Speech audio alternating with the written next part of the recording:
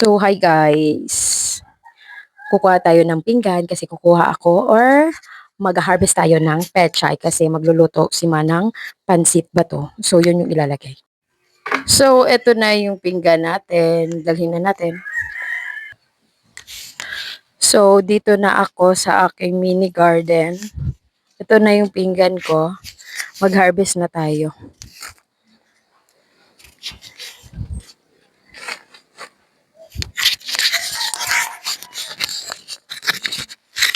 So, gamit ko itong lumang gunting.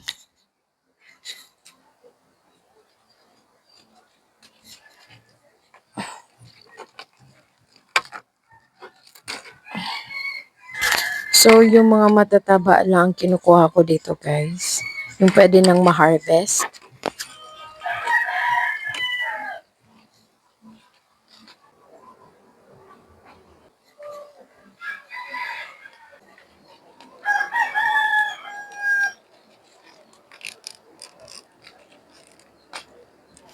So, nahirapan na ako tanggalin. Binunot na natin. Ayan, tsaka natin ginupit.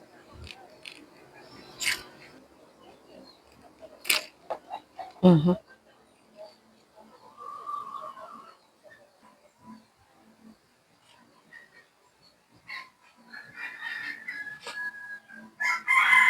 Ayan, marami-rami nang nalagay natin.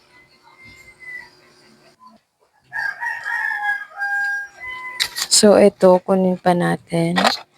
Okay na yan. Mataba na rin naman.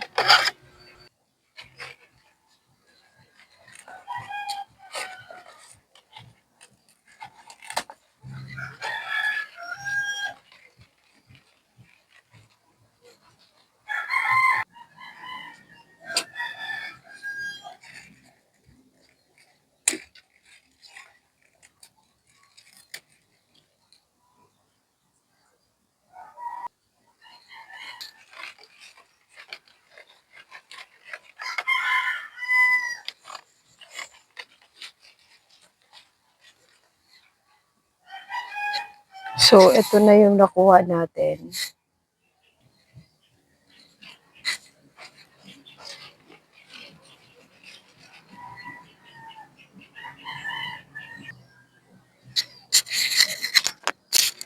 So, hindi na gumagana yung mic natin dito. So, ito, bina-voice over ko na lang. Ito na yung na-harvest natin na pechay, pang sahog sa pansit ba to? Nalulutuin ng mama ko. Salamat sa panonood. See you soon.